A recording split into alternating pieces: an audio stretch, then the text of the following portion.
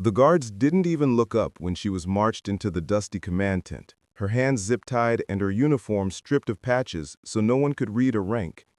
The lieutenant leading the raid shoved her forward and barked, "Shoot her if she moves."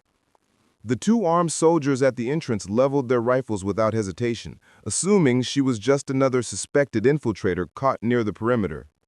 She didn't argue, didn't defend herself, didn't even blink. Instead, she scanned the maps pinned to the wall, the outdated playbook on the table, and the nervous faces of the men who clearly didn't understand what they had stumbled into. The lieutenant opened the folder they had taken from her, expecting to find forged credentials. Instead, his eyes narrowed with confusion as he saw pages marked with familiar diagrams, breach sequences, extraction protocols, underwater recon patterns.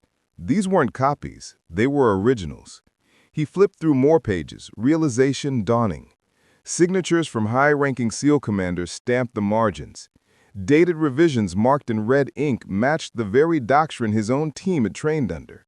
His mouth dried as he reached the final page, a sealed authorization letter, level black, bearing her name above a title almost no one outside Tier 1 circles ever saw, Primary Author Naval Special Warfare Field Operations Manual. The lieutenant's voice cracked as he looked up.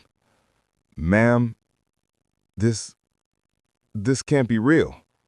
She lifted an eyebrow, the first hint of emotion she'd shown. "If you're done pointing guns at me, I can show you where your perimeter is compromised." The guards hesitated, embarrassed, slowly lowering their rifles. The entire tent had shifted from suspicion to stunned silence. She stepped forward, calm and steady, and pointed to a marked location on their map.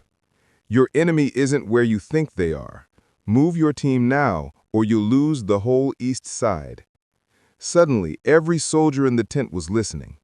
The woman they had threatened moments earlier was the reason their tactics existed at all.